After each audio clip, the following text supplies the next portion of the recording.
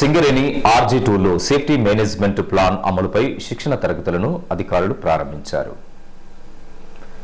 గురువారం ఐటింప్లేన్ కాలనీలోని సిమ్టార్స్ నందు సేఫ్టీ మేనేజ్మెంట్ ప్లాన్ తయారీ మరియు అమలుపై ఎక్స్ప్లోరేషన్ విభాగం అధికారులకు ఉద్యోగులకు 2 రోజుల పాటు నిర్వహిస్తున్న ఈ శిక్షణ తరగతులను జనరల్ మేనేజర్ రక్షణ corporate K Kurvayya, RG2 general manager NV Suryanarayana ముఖ్య అతిథులుగా హాజరై శిక్షణ తరగతులను ప్రారంభించి మాట్లాడారు.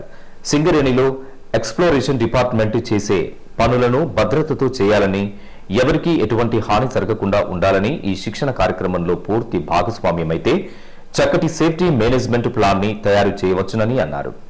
ఎక్స్ప్లోరేషన్ డిపార్ట్మెంట్ లో ప్రమాదాలు జరగడానికి అవకాశాలు ఉన్నాయని, అందుకే పూర్తి బాధ్యతతో భాగస్వామ్యంతో అన్ని పనులు SOP ప్రకారం చేయాలని, సింగరేణిలో అన్ని విభాగాలలో సేఫ్టీ మేనేజ్మెంట్ ప్లాన్ ని తయారు చేసి అమలుపరచడం జరుగుతుందని, అంతర్జాతీయ ప్రమాణాలతో రూపొందించబడిన రుజువైన ఈ పద్ధతిని ఎక్స్ప్లోరేషన్ డిపార్ట్మెంట్ లో కూడా సేఫ్టీ మేనేజ్మెంట్ ప్లాన్ ని తయారు చేయడం, అమలుపరచడం ద్వారా జీరో హార్మ్స్ సాధించాలని అన్నారు.